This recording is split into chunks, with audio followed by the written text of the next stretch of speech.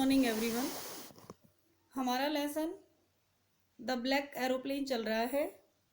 ये second part है to stories about flying का। इसकी हाफ समरी हम कर चुके हैं, जिसमें हमने किया था कि राइटर अपना ओल्ड डकोटा हवाई जहाज है उसको उड़ाया, लेकिन अचानक वह बड़े काले बादलों में फंस गया और उसका कंपास, उसका रेडियो सब काम करने बंद कर गए।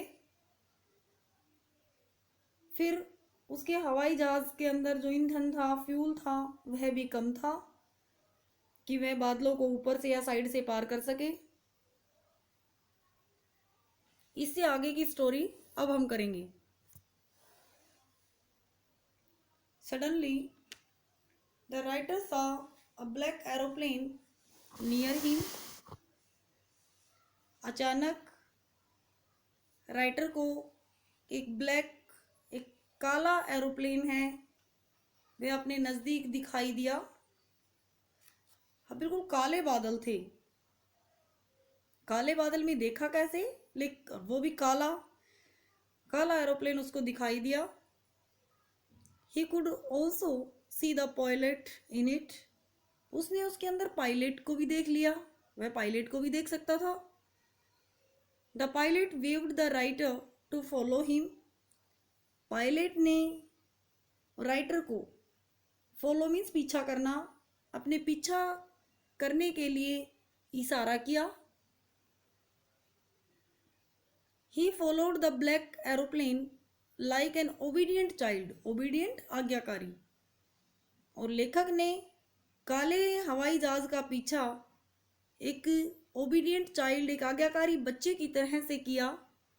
Now it was half an hour since the writer had been following the black aeroplane. अब राइटर को आधा घंटा हो गया काले हवाई जहाज के पीछे पीछे चलते हुए।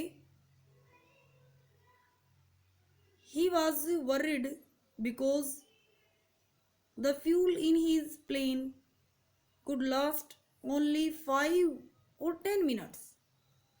अब उसे वर्री होने लगी, चिंता हो गई, बिकॉज उसके हवाई जहाज में जो ईंधन था, फ्यूल था, वो केवल 5 और 10, केवल 5 और 10 मिनट का ही रह गया था। बट जस्ट देन, लेकिन तभी the black aeroplane started to go down. अब ऊपर उड़ रहा था, तभी ब्लैक एरोप्लेन नीचे की ओर जाना शुरू हो गया। And the writer followed it. और राइटर ने उसका पीछा किया। सडनली, अचानक, the writer was out of the clouds. Writer बादलों से बाहर आ गया था। He could see the lights off the runway. वह रनवे जहां पर हवाई जहाज उतरता है या चढ़ता है, अपनी फ्लाइट लेता है, उसकी पट्टी को अब राइटर देख सकता था।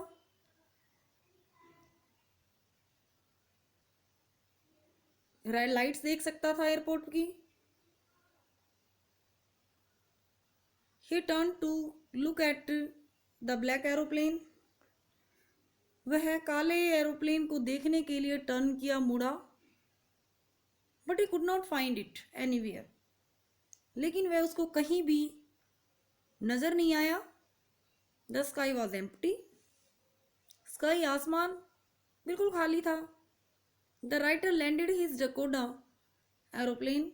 राइटर ने अपने डकोटा एरोप्लेन को लैंड करवाया, उतारा। He went to the control center. फिर वह कंट्रोल सेंटर में गया। And after a moment there, वहां पर एक औरत थी, उससे पूछा who that other pilot was, कि वह दूसरा पायलट कौन था।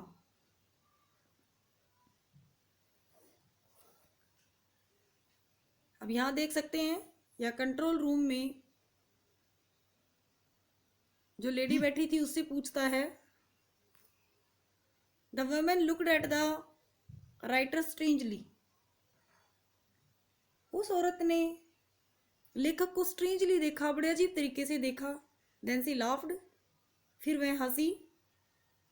And said that no other planes were flying in such a stormy night.